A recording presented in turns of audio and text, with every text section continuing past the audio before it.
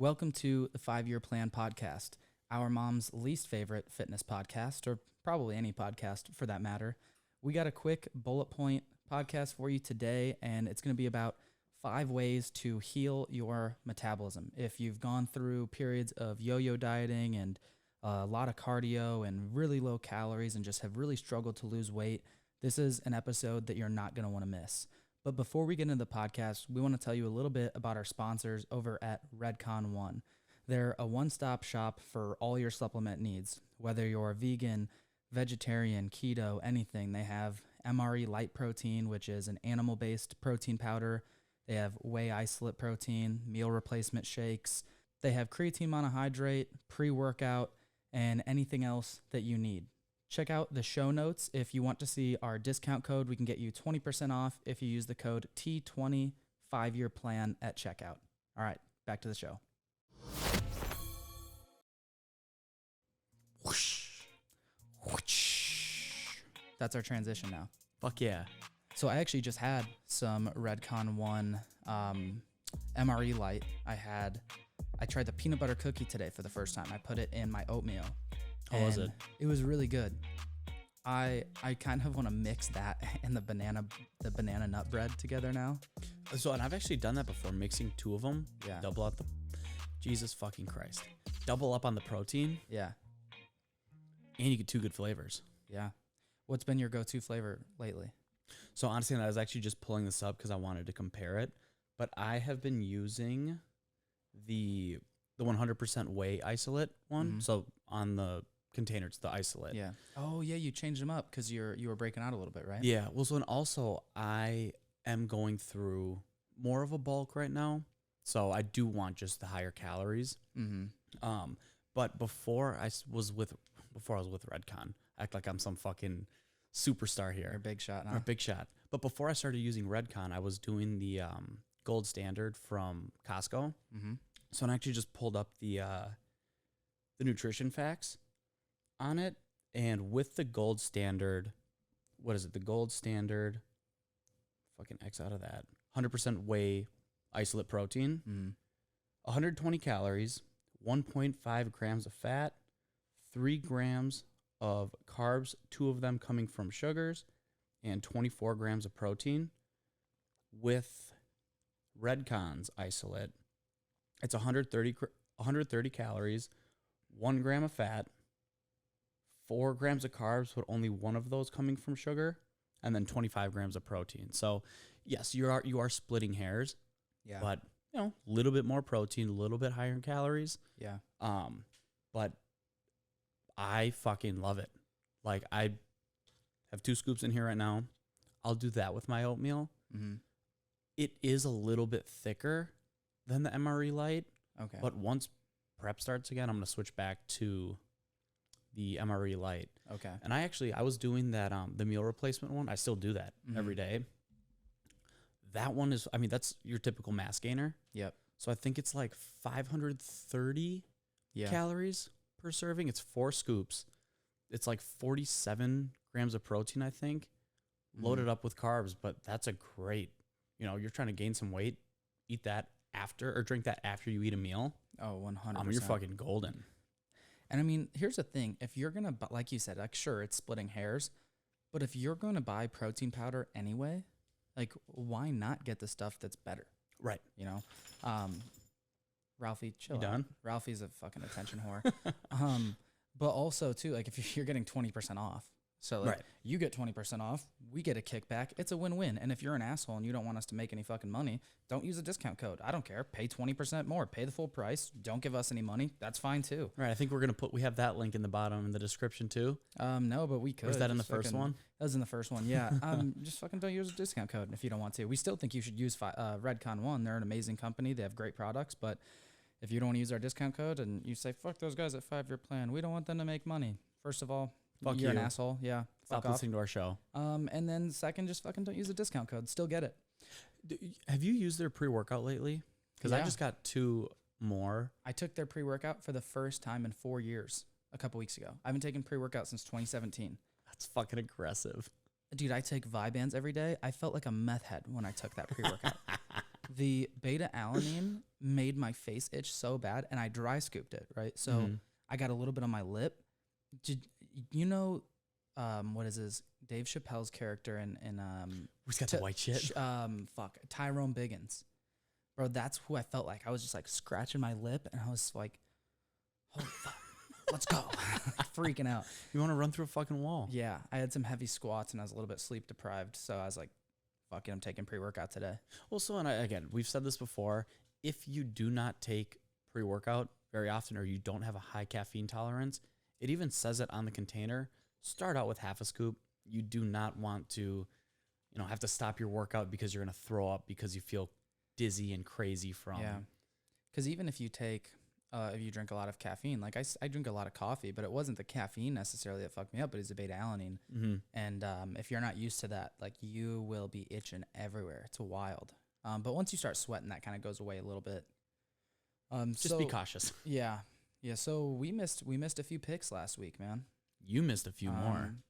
Did I? I think so. Well, because we'll look at our records later. The Ravens. Did I have the Ravens? No, you're the Raiders. So I think Oh no, fuck, Raiders won. Fuck me. So I've got all three. Yeah. Yeah, because the Packers got shit on. Fuck yeah. The one you missed was the Patriots. I think that was the only one. No, I missed a handful of them, but out of the I missed the I picked the Titans over the Cardinals.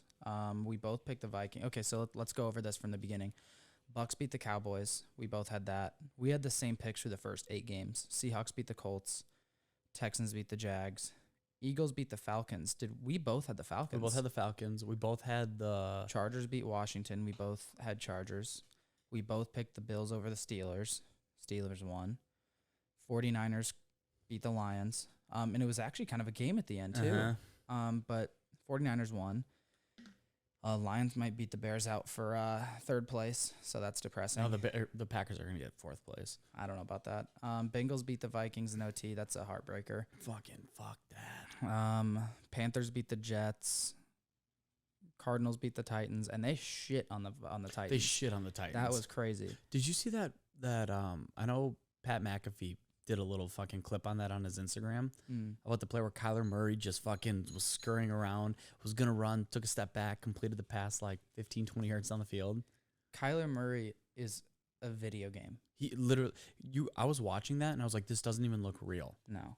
I mean, it looks like when you put, like, I always look back to like Madden 07, where when you're running with Mike Vick and it's just like, it's not fair. Yeah. That's exactly what it looked like. Oh, yeah. Or did you watch the game last night with Lamar Jackson? Some of it. He's a fucking cheat code as well. He's a freak. Yeah. So the Chiefs beat the Browns. That was a good game too. I said I thought that one would be close. The Browns were winning up until the end. They looked really good actually for the most part. Dolphins beat the Patriots. That was a pretty boring game.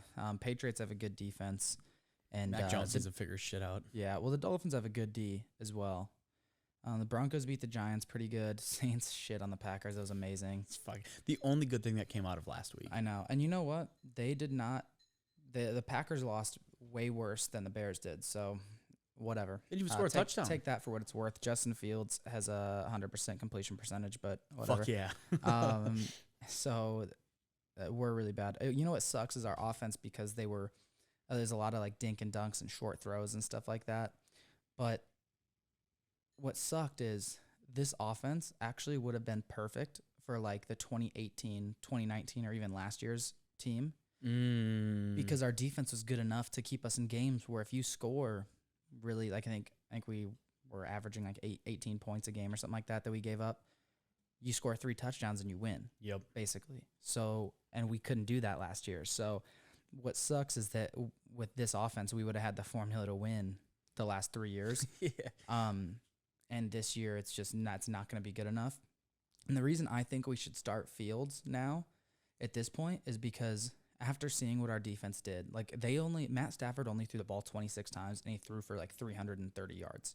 He's a good fucking quarterback. He is good. He's good. And I'm happy for him. So am I. But at the same time, I think that shows you like we have a pretty weak secondary right now. We lost some guys in the offseason, kind of an indictment on our GM. But with that kind of defense, like a guy like Andy Dalton can win you games when you have a good defense, good special teams, and like a good O-line, right? Mm-hmm. Our O-line wasn't as shitty as I thought they'd be, But Andy Dalton's not going to win you a game in a shootout, especially when we're just throwing 10-yard hook routes all night. So to me, Justin Fields is known for not hesitating to throw the deep ball. Like, yeah, he's going to throw some picks. He's going to make some mistakes, but he's going to keep you in games by making some of those big explosive plays.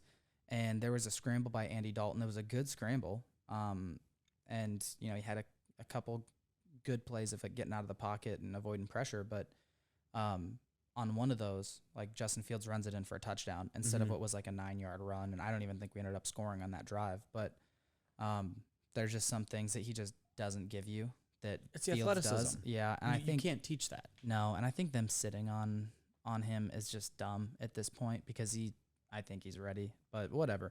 What the fuck do I know? I'm like, I don't know if I'm optimistic for the future or not, but whatever. I'm 3-0 in fantasy, so that's fine. That's all that matters. if at least that's like a consolation prize. Yes. But I would rather go 0-3 in fantasy and have the Bears win. Yes.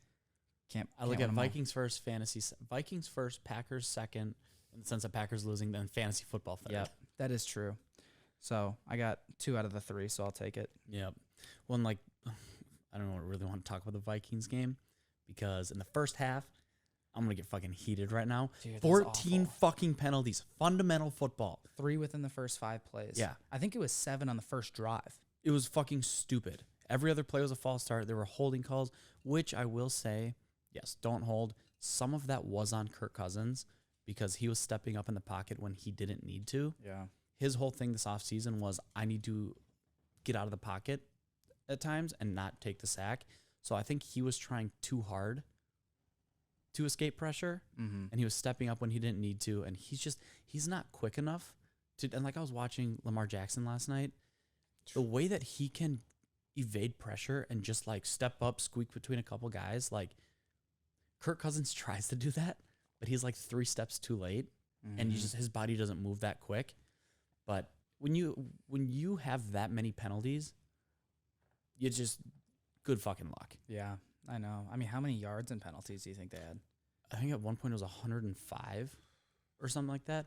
But think about that. That is a whole football field. Oh yeah, that you've gotten set back now. Right. And the problem is there were drives that we were, marching down, it was 4 yards, 5 yards, 7 yards, getting first downs, and then you get a holding call, and I was 1st and 20. Yeah. It's so hard to come back from that. Yeah, you go from 2nd and 5 to 2nd and 15, or even like 3rd and 3 to 3rd and 13. 15. Yeah, right. Yeah, 3rd and 13, 3 and 13, whatever. You shoot yourself in the foot. It's a drive killer. The one upside from that game was our kicker. Now, Vikings have been cursed with kickers for the since I think it was Ryan Longwell. Not Ryan Longwell. Blair Walsh missed that 27-yard field goal to basically win a playoff game. Ever since, I guess you could look back to Morton Anderson missing 98, but to send the game into overtime, they iced us. We made the kick. He fucking came back and he made it again. He was 100% on his field goals and extra points. Like, yep. I'll look at that and I'm like, hopefully we don't have to worry about a kicker this year. Yeah. But that's the one plus side I saw to that. Yeah. And you guys was it in overtime? You guys were driving downfield and then fumbled. The Dalvin Cook fumble. It was Dalvin Cook, right. And they reviewed it. There wasn't a challenge, right? They reviewed it. They reviewed it in OT. And that play should have been reversed. Well, so you guys should have kept the ball, and you would have had a field goal at least, yes. And you would have won. And that would have won the game. And because they didn't reverse the call, Bengals, Cincinnati goes down and drives downfield, and then they get a field goal on a fucking heartbreaking. Was it 4th down when they went for it and got that big play, or was it 3rd? 4th and inches. 4th and inches, and they throw like a 20-some yard completion to the Great tight end. fucking play call. That's one of those, if it fails, it's like run the ball, get the first down. Yep. But if it succeeds, you look like a fucking genius. Yep. That's when it's like on the players to prove they were coached right. And they did. Yep. You know what I will say? They went for it on 4th and short at their own 30-yard line when they were up 2 scores, and they didn't get it. Vikings ended up scoring a touchdown. Takes balls. So it takes balls. So you could have looked at that and been like, if they would have punted it deep there, would it even gone into overtime? Yeah. Who knows? And I think they were just on the 50-yard line, like just past the 50-yard line when Cincinnati went for it. So if they wouldn't have got it, there was like 40 some seconds left, and the Vikings still had 2 timeouts. Mm-hmm. Like if they didn't get that, I think the Vikings would have got a field goal And right away. And won the game there. That's why initially I was like, they should just pin him in the corner. Right. But like we don't want to see a tie on. Well, at that point, you're not going for the win. You're going to not lose. Yep. And I think, week 1, Play to you win. got to play to win. It's a long season. It's a long 17 games this year too. Yep. NFC North 0-4. I know, man. It's fucking sad. NFC West 4-0. We might be worse than the NFC East this year. Don't say that. Dude, I hope not. So we'll get into our picks here, and then we'll go into talk about a little Quinn XCII. Hopefully, have an appearance on the podcast. But That'd be sick. We'll see. So we got Giants at Washington, Washington. Raiders at Steelers, Raiders. I heard you wanted to pick that one. 49ers at Eagles, 49ers. Texans at Browns, Browns. Broncos at Jags, Broncos. Saints at Panthers, Saints. Rams at Colts, Rams. Bills at Dolphins, Oh, Bills, don't fuck me over this week, Bills. Patriots at Jets. Fuck. I hate that this is even a question. I know. Oh, I'm going to say Patriots. Bengals at Bears. I'm going to have to say Bengals because I can't pick the Bears when the Vikings just lost to the Bengals. Yeah. Falcons at Buccaneers. Bucks. Vikings at Cardinals. Vikings. Titans at Seahawks. Seahawks. Cowboys at Chargers. Cowboys. Chiefs at Ravens. Chiefs. Lions at Packers. Lions. Fuck you, Aaron Rodgers. That's funny. That would be great if they lost to the Lions. So great. The whole NFC North, every other fan base is going to be shitting on the Packers if they lose. Well, I hope you know that every week I'm going to pick the Vikings to win and the Packers to lose. I know. So you might have that going for you. It's true. All right. I got you now. All right. Giants at Washington. Washington. Raiders at Steelers. I'm going to go Steelers. Because I won Raiders. Yeah. Because I think I could see that one going either way. I could see it going either way, too. I don't want as many even picks as we had last week. 49ers at Eagles. Dude, so here's the thing. I could see the Eagles pulling off an upset. I think that's the most likely upset next week. Uh-huh. But I got to go with my gut and take the 49ers, 49ers? even though I kind of want to take the Eagles. Texans at Browns. Browns. Broncos at Jags. Broncos. Saints at Panthers. Saints. Rams at Colts. Rams. Carson Wentz sucks. It took me a second to process what you just said. That he's on the Colts. Yeah, I know. I almost said CJ Wentz too. That's funny. Bills at Dolphins. Bills. Patriots at Jets. Patriots. Bengals at Bears. I could see this game going either way. And since you took the Bengals, I'm taking the Bears. Even though that does kind of go against my intuition, where I do kind of want to pick. I think the Bengals will maybe win by like a field goal or something, but I'm taking the Bears with my heart. I know this was more in the playoffs, and I say more in the playoffs. This stat was strictly in the playoffs, but teams that come off of a last-second victory are like 0 whatever in the next round of the playoffs. So they just came off a last-second victory. So interesting. And this is also an Andy Dalton revenge game. Yes, so that's there's true. That too. He's got that chip on his shoulder. Although I would much rather see Justin Fields start, I just don't see that happening. But it is very likely we go into Detroit week 4 being 0-3. But we're actually at home. We're actually at home week 4. We have an alternating schedule. We never play 2 home or away games in a row. It goes home, away, home, away, home, away, which is nice for my schedule because now every other weekend I can do something. Yes. What are we on? Falcons at Bucks. Buccaneers by a lot. Vikings at Cards. At Cards. You know what? Let me redo that. Vikings at Cardinals. Cardinals by a lot. You fucking jackass. Dude, the Vikings defense is bad. The Titans at Seahawks. The Bears defense is bad too. I know, but come on. It's just week 1. Let them cobwebs. Titans at Seahawks. I got the Seahawks there. Cowboys at Chargers. I'm going to take the Chargers. It's a Cowboys? Yeah. Mm-hmm. Chiefs at Ravens. Chiefs. I think that's going to be a good game. I think so too. Lions at Packers. Packers. They can't score a touchdown, though. Yeah, but the Lions are the Lions. So I'll just like leave it at that. So it'll be interesting to see how these play out. So I saw Quinn XCII on Saturday night. How was that? Dude, it was amazing. I have been listening to him since like 2012. Jesus. Since he went by the name Mike T. And he was doing more like rapping, still like singing, but a little more like rap to it. And he's phenomenal because what he does is he's so good at following his curiosity in the sense of just creating dope music, like music that he loves versus like trying to fit this mold and like, oh, well, I do pop music or I rap or I do this or that or whatever. He has like some songs, he has like a couple songs that have like a reggae vibe to it, some that are a little bit more like hip hop. He has some like slow songs that would almost be like considered alternative or whatever. So, you know, he has some more electronic music, some that's like Motown inspired. He's from Detroit. So like he just has touches on so many different things and he doesn't put himself in a box. And that's something I've always loved. And I think you can take something from that. Here's the thing with Quinn XCII that I think a lot of people could learn from is he has so many different vibes and like genres in different songs, like even in the same album. And he doesn't try to like over-identify with one sound, right? He just makes music that's dope and he just follows his curiosity. And I think so many people would be a lot happier if they stopped over-identifying with certain aspects of their life. And it's funny, like when you look at music, you wouldn't think that it's something that can teach you anything about life, right?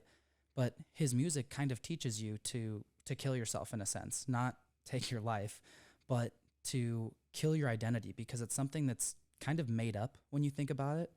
We say like, oh, I'm this or I'm that, or like we identify with our career. And then when you're not performing well at your job, then you feel like shit about yourself. And you're like, if you just be you and do things that excite you, then you're going to be a lot happier. And obviously like this comes from a place of privilege where not everyone has the opportunity to say like, oh, I'm only going to do work that excites me, or, you know, I'm going to turn down that other job because, you know, even if it's more money, like I'm not going to enjoy it as much. Not everyone has that privilege to do that. So I understand this is coming from a place of privilege, and this is more speaking to people that are already in a good position, you know, but I think just kind of avoiding over-identifying with any one thing and just being yourself will make you so much happier and a better person for it. But we got these VIP seats, so we got a backstage like private acoustic performance with Quinn and Chelsea Cutler, and they're unbelievable together. But before that, we got to do like a group Q&A. Normally, there's like a meet and greet where they'll kind of meet everyone that did the VIP, and you'll get a picture with them. But with COVID and everything, they did it on the stage, and we were all in the pit. And there was probably like 70 people there, I think. That's just a rough guess. But they were on stage, we're in the pit, and we started off by just, you know, they talked a little bit, and then we started asking questions. And it seemed like in the beginning, people were a little bit nervous to kind of raise their hand or whatever. So I was like the second or third question. And I asked him, like, how he does such a good job at just kind of like following his curiosity, kind of what I had just said about him. And he gave a really good answer, and he was talking about, part of it was like that he and Chelsea's voices are pretty unique and kind of distinct, that whatever the sound is, you listen and you're like, oh, that's Quinn, right? Or, oh, that's Chelsea, right? You kind of know who they are because they do such a good job. And I mean, honestly, part of it's just talent. Like, you can't teach that. So basically, like, just, you know, be better. Just kidding. Yeah. No, but I mean, he really did give a good answer and just talked about like not putting yourself in a box and just doing shit that excites you and finding different sources of inspiration, whether sometimes it might be books, other times maybe it's movies, other times it might be other people's music, or even sometimes just accumulating more experiences. And Ralphie, why are you trying to get in my shop, man? I don't know if he's in the shop, but he's trying to be. He's trying to come over here. He is. He wants to sit with you. So one really cool part too is after that, I asked him, I said, hey, I have a follow-up question. Would you be interested in taking mushrooms and talking about this on the podcast? And he was like, I said, talking about this on a podcast. And he goes, I mean, yeah, I've never been asked that before. He's like, I actually just tried shrooms for the first time recently, and it was a good time. And we're kind of talking about mushrooms for a few seconds. But I told him, I said, well, I asked for 2 reasons. And one of them is because I have a podcast, and I'd love to have you on. And the other reason is that I actually am on mushrooms right now. And he just started laughing. He goes, you're going to have a fucking good time tonight. And I was like, oh, I know. Yeah, so I told him like the name of our podcast and all that. So probably try to like email his management or something, whatever. He did favorite your tweet though, Yeah, didn't he? yeah. So he liked my tweet when I tweeted and I said Quinn XCII is open to doing a mushroom podcast, talk about his music, and he did like it. And when I posted the story, I tagged him and Chelsea, and I said like the same thing, like shroom cast coming soon or something like that.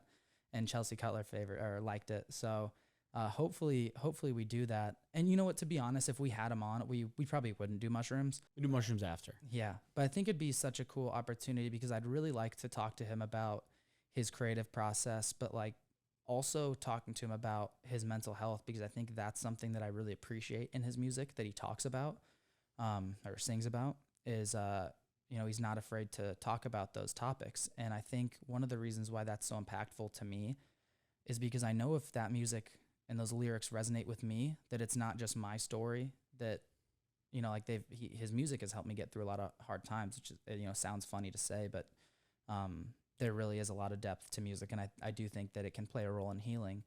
And you might not always have someone to talk to when it comes to your mental health, but you always have someone to listen to.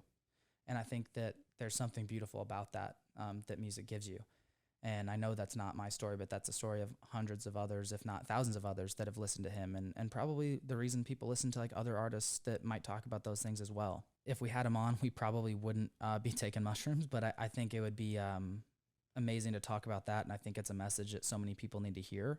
And then selfishly also to be able to talk to someone that's been such an inspiration for me, more from like the artistic point of view, and just to see him grow as an artist has really been cool for me and inspiring to me to realize like you are always improving, always getting better as long as you keep continuing to focus on improving your craft.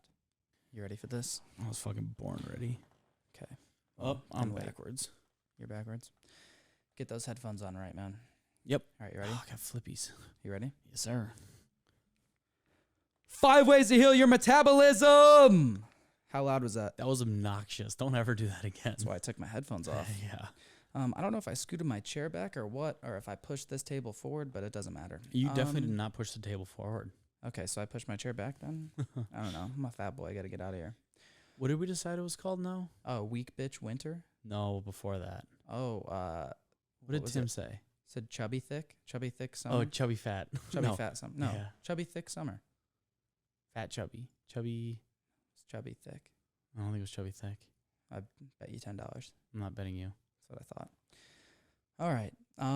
So how do you know if you actually have metabolic damage, quote unquote, or if you are just overeating? Ask yourself. I think we should clarify something first, that metabolic damage isn't really a diagnosis. Yeah, it's I mean, I guess it's become a term, but really what it is metabolic adaptation. It is your body adapting to certain amounts of calories, certain kinds of foods, and even different modalities of movement.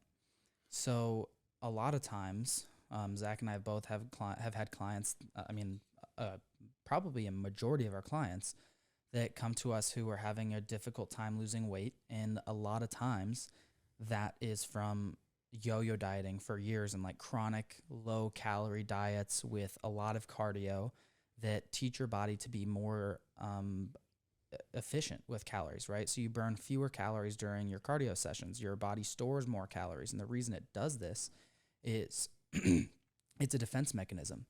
Your body is trying to keep you from starving, to keep you from dying. So when you hear the term starvation mode, that's not really a thing. If you were truly starving yourself, you would lose weight and you'd lose a lot of muscle too. It'd be a really unhealthy way of losing weight. But what happens is over time of doing that, your body becomes very efficient. So now you have a really hard time losing weight. So regardless of whether you have metabolic adaptation or not, and you're not losing weight, then you are overeating. You're overeating your calorie needs. And I think that's more what it is, because a lot of times too, you can look at like marathon runners or endurance runners, for example, and they don't necessarily have a damaged metabolism, but because of their style of training, they're just so efficient with their calories. So when they do decide to go from that more marathon style training to resistance training, they do essentially have to quote unquote fix their metabolism, but they just have to send a different signal and tell their body that it's not advantageous to store body fat. Yeah. Well, and you even had to reverse some of that metabolic adaptation after your show. That's why people do a reverse diet, which is also kind of being called a recovery diet in bodybuilding circles. And it's because you do have to recover a little bit with your metabolism. And oftentimes it takes the same amount of time to reverse that adaptation as it does to get that initially, right? Because like our body doesn't adapt that quickly. It doesn't want to adapt. No, it wants to stay at homeostasis. So your body doesn't give a shit about your goals actually at all. Your body just wants to survive. Your body wants to stay the same. And so like after you get stage lean, like you're doing cardio towards the end of prep, you're not eating nearly as much. If you were to be like, oh, well, I was losing about a pound a week, so I'll just add 500 calories back. And a lot of times you do that, and then you're like, oh, fuck, I just gained 3 pounds. And some of that's and some of that's glycogen and just more gut like content from food, water, exactly. But there is something to be said about this adaptation when you've either lost a lot of weight or maybe you cut your calories way too much in the beginning and your body adapted to that. So there's a lot of different things at play here. But if you've gone through longer bouts of really low calorie eating, I'm talking probably less than 1,500 for men and probably less than 1,000 for women. You get to this point where like if you try to eat less, you're just going to do more harm than good to a certain extent. I think there's something to be said about a rapid fat loss phase where you drop calories pretty intensely for a short period of time, but you're only doing that for like 2 to 4 weeks at most. And then you're bumping them back up. I find this a lot more in women than men because women they look at the scale a lot more than men do. And a lot of times they care about the scale weight going down because they think that that's body fat coming off. I'm hesitant to say it this way, but like if you are constantly getting on the scale to like see if the weight's going down, you're restricting your calories, you're increasing your cardio because you think, oh, I want to get in shape, this is what I need to do. Chances are, especially if you've been doing this for an extended period of time, you do have a damaged metabolism. So this is somewhat like we're speaking to you. Yeah, and that's assuming you're not someone. So like some people say, well, I don't know what's going on. I'm eating, 1,200 calories a day and I'm still not losing weight. I go, okay, well, what are your weekends like? Like, well, I don't track, but I go out on Friday and Saturday night, but I don't eat that much. And so I'll have those people track and they'll be like, holy shit. Like I ate 4,000 calories on Friday and Saturday. And now you're in a calorie surplus. Well, yeah. Now we're not eating 1,200 calories a day. Now we're eating like 2,000 a day. You know what I mean? On average. And maybe it's 2,500 or whatever. But we need to look at what's going on the weekends too, like every day, and keep it really consistent so you actually know where you're at. And it's not bad to eat more on the weekends if you're accounting for that during the week. So like I have my calories lower during the week so I can enjoy a date night with Jesse and not have to restrict too much. But if you're going off the rails on the weekends, then you probably want to address that before you're like, oh, I need to go into a recovery diet. Like maybe you just need to stop eating like an asshole on the weekends. Story of my life. Yeah. The first thing you should focus on is getting out of a deficit and eating at your maintenance calories or even slightly above your maintenance calories. Should I touch on the resistance training aspect or should we get into that? That'll be next. Okay, that'll be next. What you can expect to feel here is just better mentally and or physically. This was one thing that I noticed when I was coming out of my show was my hormones were fucked. Like, I don't listen to this, Mom. I couldn't get a fucking boner no matter what I did because my hormones were so messed up. You know, I don't get moody, but I would feel moody just with my calories being so low for so long. One of the first things I noticed was I had more energy throughout the day, and I felt happy. Yeah. Like, I felt like I was on top of the world.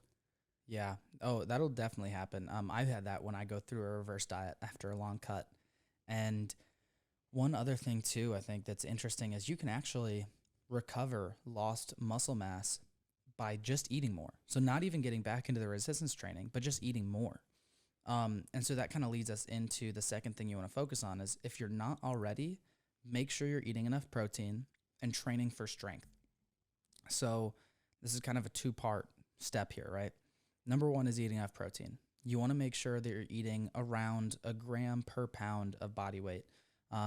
If you're someone who's I'd say like more than 50 pounds to lose, then maybe you go like 0.8, maybe as low as 0.6 if you would be considered obese.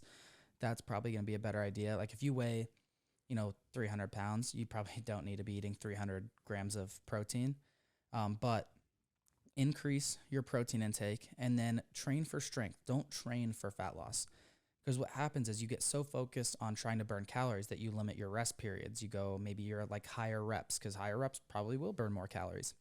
But what you do is you limit your ability to gain strength. And that progressive overload is what's going to help you build muscle. So if you take, 1 to 3 minutes between sets and make sure you're in a rep range that is conducive for building strength and building muscle mass. It's a lot easier to build strength in anything lower than like 12 reps than it is for like doing stuff like 15, 20, 30 reps all the time. Like it's really hard to gain strength in that rep range.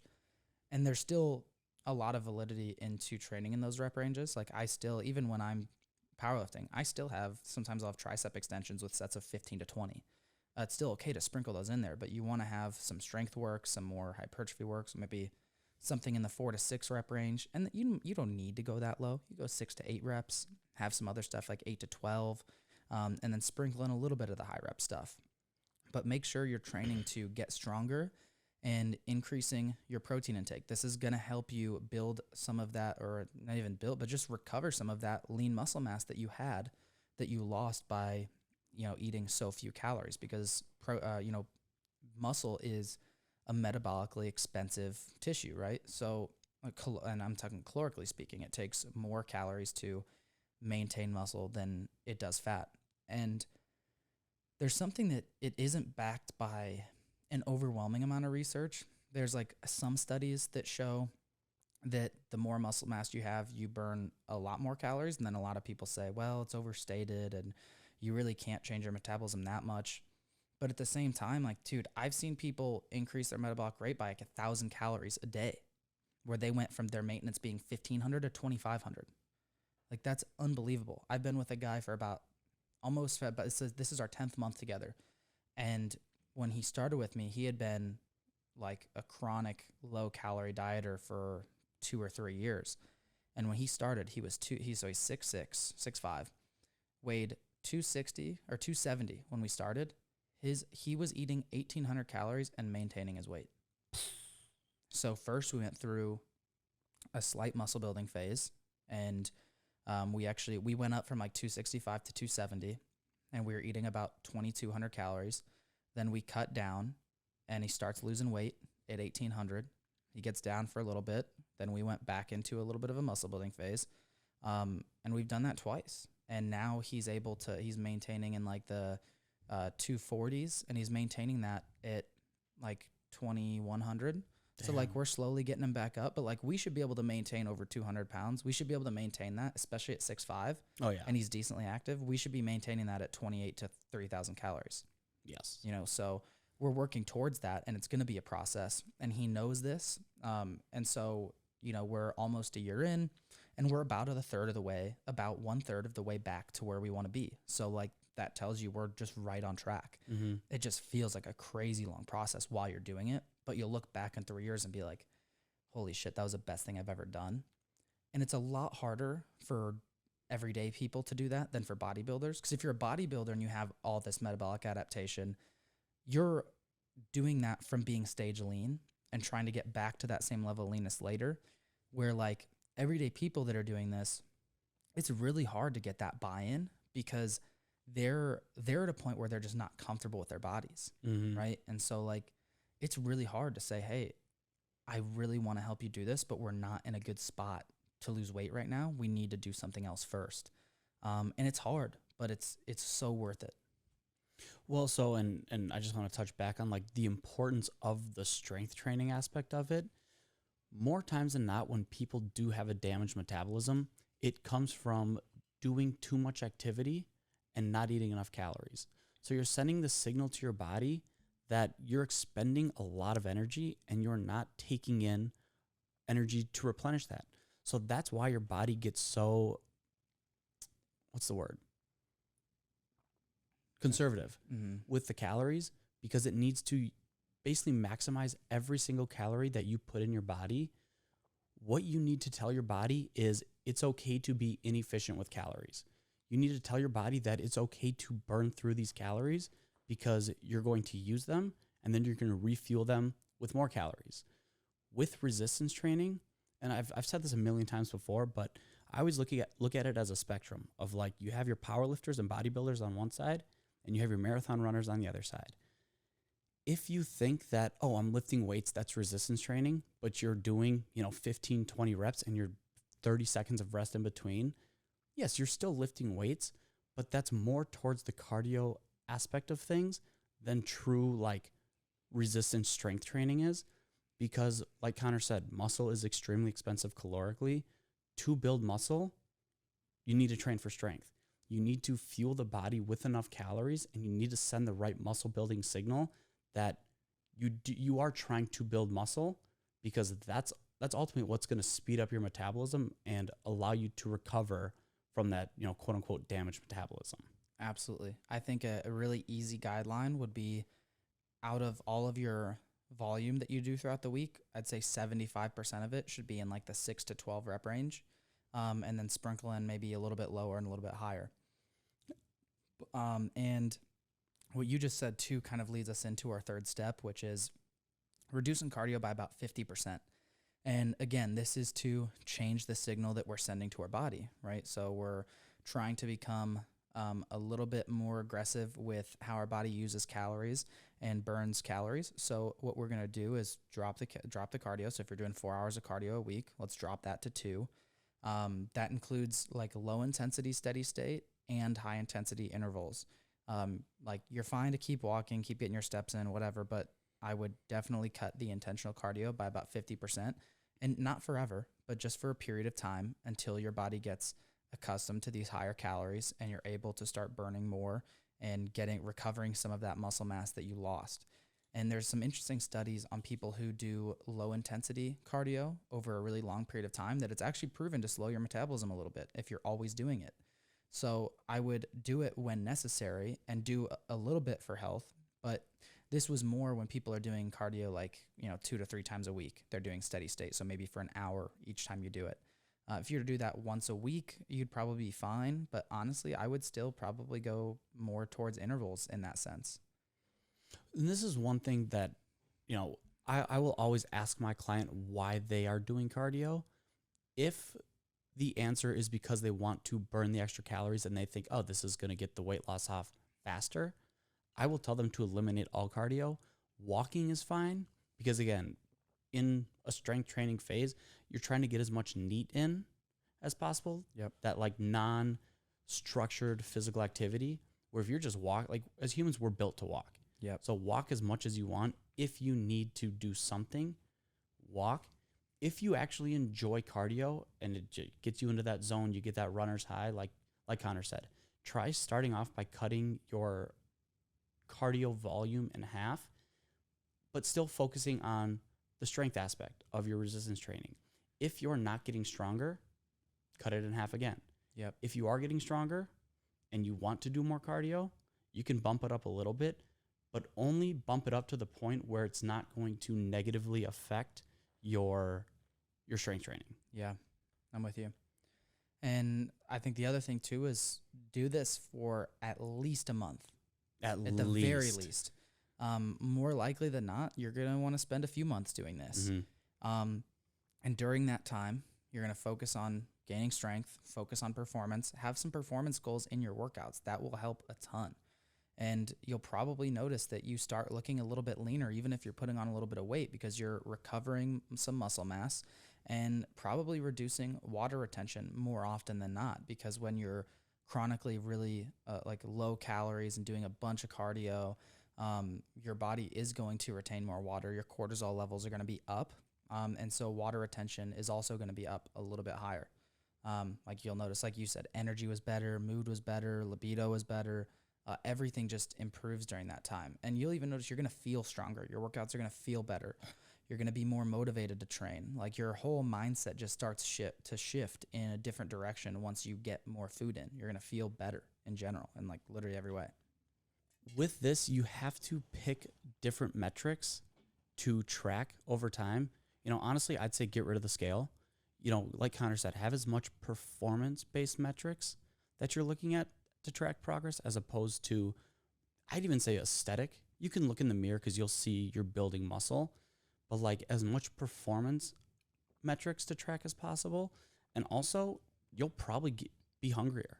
You know, if you're hungry, I always tell people in these, you know, reverse diets, metabolism, regeneration, whatever you want to call this, feed the body. If you're hungry, and again, I'm not saying snack, eat a bunch of shit, but if you're hungry, make a meal. Yep. You know, fuel the body, because hunger is an indicator of like your body wants more calories. Yep. Give your body more calories. Just, again, don't eat like an asshole. Don't use that as an excuse to, oh, I'm hungry, let me get some ice cream for dessert tonight because that's extra calories and I need that. Because like here's the thing, even though you're going through a reverse diet and adding calories back in, you're not just throwing everything at the table and saying, I'm just going to eat as much as I fucking can. It's not that. It's controlled calorie, like we're slowly adding calories back. Like in the beginning, it could be as little as adding like 5 grams of carbs a day. That's more for like leaner individuals, maybe like contest prep people.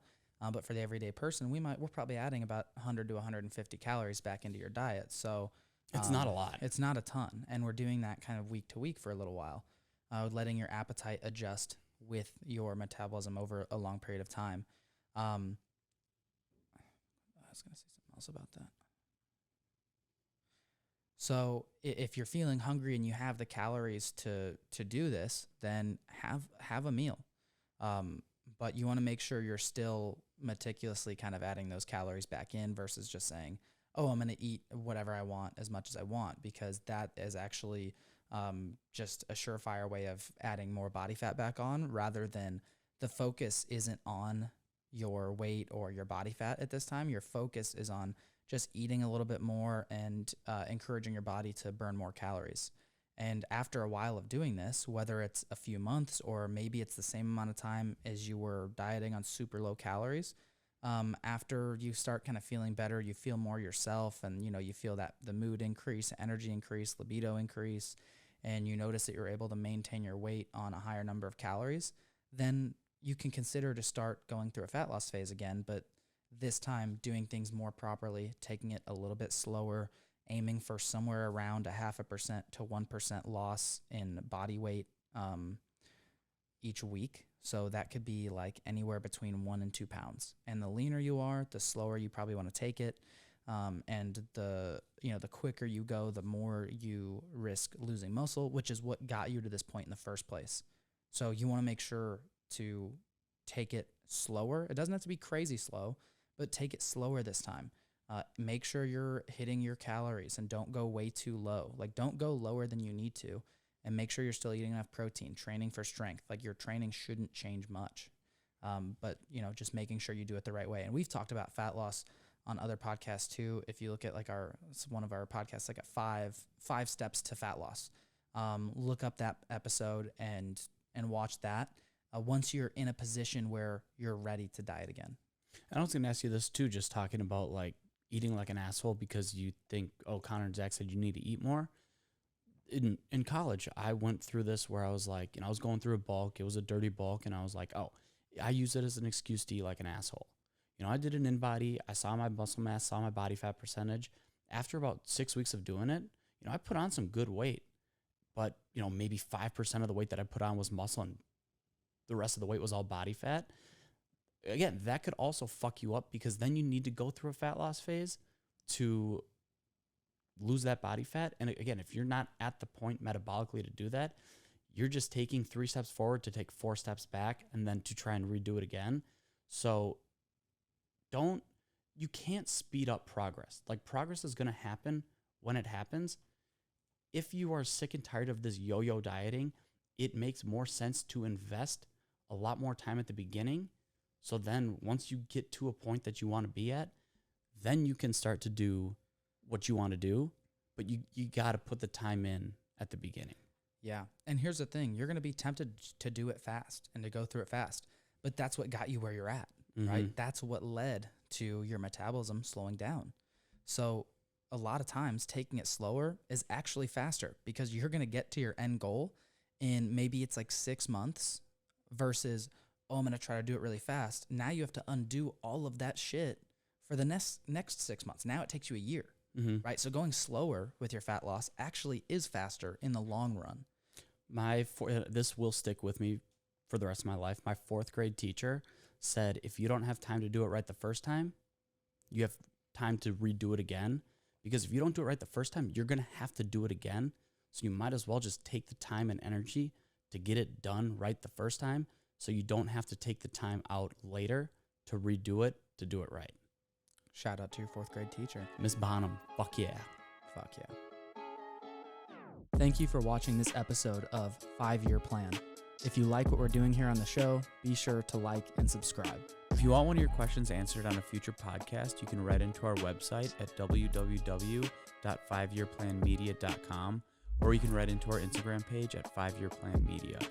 You can find me on Instagram at @Z_Condon. And you can find me on Instagram and Twitter at ConnorYoungman_. Peace. See ya.